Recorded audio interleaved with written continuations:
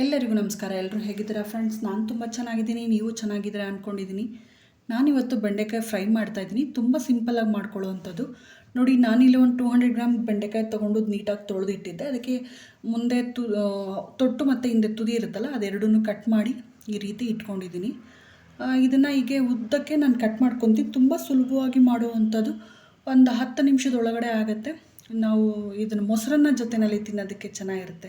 ಹಾಗೆ ಸ್ನ್ಯಾಕ್ಸ್ ಕೂಡ ಥರ ತೊಗೋಬೋದು, ಚೆನ್ನಾಗಿರುತ್ತೆ. ನೋಡಿ, ಈ ರೀತಿ ಎಲ್ಲನೂ ನಾನು ಈ ರೀತಿ ಕಟ್ ಮಾಡಿ ಇಟ್ಕೊಂಡಿದ್ದೀನಿ. ನಿಧಾನ ಕಟ್ ಮಾಡ್ಕೊಳ್ಳಿ, ಇಲ್ಲಾಂದರೆ ಅದು ಸ್ಪ್ಲಿಟ್ ಆದರೆ ಒಡೆದೋಗುತ್ತೆ. ಸೊ ಅದಕ್ಕೊಂದು ಮಸಾಲೆ ರೆಡಿ ಮಾಡ್ಕೋಬೇಕು. ಮೊದಲಿಗೆ ಮಸಾಲೆನೂ ರೆಡಿ ಮಾಡ್ಕೊಳ್ಳೋಣ. ನಾನಿಲ್ಲಿ ಒಂದು ಟೀ ಸ್ಪೂನ್ ಆಗೋಷ್ಟು, 1 ಟೀ ಸ್ಪೂನಿನ ಚೂರು ದೊಡ್ಡದಿದೆ ಧನಿಯಾ ಪೌಡರು ಮತ್ತು ಖಾರದ ಪುಡಿ ಹಾಕ್ಕೊತಾ ಇದ್ದೀನಿ. ಚಿಟಿಕೆ ಆಗೋಷ್ಟು ಇಲ್ಲಿ ಗರಂ ಮಸಾಲ ಮತ್ತು ಚಾಟ್ ಮಸಾಲಾನು ಚಿಟಿಕೆ ಆಗೋಷ್ಟು ಸ್ವಲ್ಪ ಒಂದು 1/4 ಟೀ ಸ್ಪೂನ್ಗಿಂತ ಕಡಿಮೆ ಅರಿಶಿನ ಇಷ್ಟನ್ನು ತೊಗೊಂಡಿದ್ದೀನಿ. ಜೊತೆಗೆ ರುಚಿಗೆ ತಕ್ಕಷ್ಟು ಉಪ್ಪು ಕೂಡ ಇಲ್ಲಿ ಸೇರಿಸ್ಕೊತಾ ಇದ್ದೀನಿ. ಇದಿಷ್ಟನ್ನು ಮೊದಲಿಗೆ ಮಿಕ್ಸ್ ಮಾಡ್ಕೋಬೇಕು. ನೀರು ಹಾಕದಲ್ಲೇ ನಾವಿಲ್ಲಿ ಮಿಕ್ಸ್ ಮಾಡ್ಕೋಬೇಕು. ನೋಡಿ, ಈ ರೀತಿ ನೀರು ಹಾಕ್ದಲ್ಲೇ ಮಿಕ್ಸ್ ಮಾಡ್ಕೊಳ್ಳೋಣ ಮೊದಲಿಗೆ. ಸೊ ಇದು ನೀಟಾಗಿ ಮಿಕ್ಸ್ ಮಾಡ್ಕೊಂಡು ಆದಮೇಲೆ ನಾವಿದಕ್ಕೆ 1 ಸ್ಪೂನಷ್ಟು ಎಣ್ಣೆನ ಸೇರಿಸ್ಕೋಬೇಕಾಗತ್ತೆ. ಅಂದರೆ ಎಣ್ಣೆ ಸೇರಿಸಿ ಕಲಿಸೋದ್ರಿಂದ ಪುಡಿ ನಾವು ಏನು ಸ್ಟಫಿಂಗ್ ಮಾಡ್ತೀವಲ್ಲ ಬೆಂಡೆಕಾಯಿನಲ್ಲಿ, ಅದರಲ್ಲಿ ಉದುರೋಗೋದಿಲ್ಲ, ಅಂದರೆ ಬಿಟ್ಕೊಳ್ಳೋದಿಲ್ಲ, ಅದ್ರಲ್ಲಿ ನೀಟಾಗಿರುತ್ತೆ ಅನ್ನೋ ಒಂದು ಕಾರಣಕ್ಕೆ ನಾನಿಲ್ಲಿ ಎಣ್ಣೆ ಬಳಸೋದು. ನೀರು ಹಾಕಿ ಬಳಸಿದ್ರೆ ಏನಾಗುತ್ತೆ ಅಂದರೆ ಸ್ವಲ್ಪ ತುಂಬ ಗಟ್ಟಿಗೆ ಆಗಿಬಿಡುತ್ತೆ. ಎಣ್ಣೆ ಹಾಕೋದ್ರಿಂದ ಸ್ವಲ್ಪ ಉದುದ್ರಾಗೆ ಹತ್ತತ್ರನೇ ಇರುತ್ತೆ. ನೋಡಿ, ಈ ರೀತಿಯೇ ಇರುತ್ತೆ. ಹಾಗಾಗಿ ನೋಡಿ, ಇವಾಗ ನಾವೇನು ಕಟ್ ಮಾಡಿ ಇಟ್ಕೊಂಡಿದ್ನಲ್ಲ ಬೆಂಡೆಕಾಯಿ, ಉದ್ದಕ್ಕೆ ಸೀಳಿ ಇಟ್ಟಿದ್ನಲ್ಲ, ನಿಧಾನಕ್ಕೆ ಇದರೊಳಗಡೆ ಇದನ್ನು ಮಿಶ್ರಣನ ನಾವು ತುಂಬ್ಕೋಬೇಕಾಗತ್ತೆ.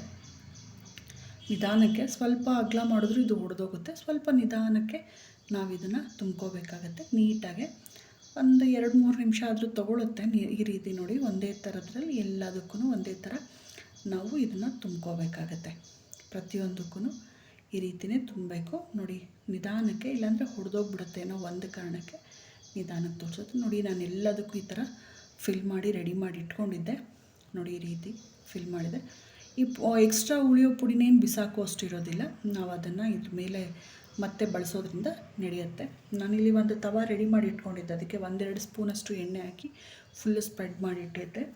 ತವಾ ಕಾಯೋದು ನೀಟಾಗಿ ಕಾಯ್ದಾದ್ಮೇಲೆ ನಾವು ಏನು ತುಂಬಿಟ್ಕೊಂಡಿದ್ವಲ್ಲ ಬೆಂಡೆಕಾಯಿನ, ಅದು ಒಂದೊಂದೇ ನಾವಿಲ್ಲಿ ಇಟ್ಕೊಳ್ಬೇಕಾಗತ್ತೆ.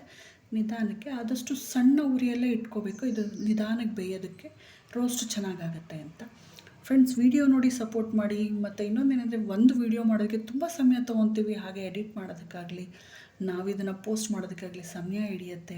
ನಾವು ಎಲ್ಲರಿಗೋಸ್ಕರ ನೋಡಲಿ, ಕಲೀಲಿ, ಅವ್ರ ಮನೇಲೂ ಟ್ರೈ ಮಾಡಲಿ ಹೊಸ ರುಚಿಗಳು ಅಂತೇಳಿ ನಾನು ಟ್ರೈ ಮಾಡೋದು.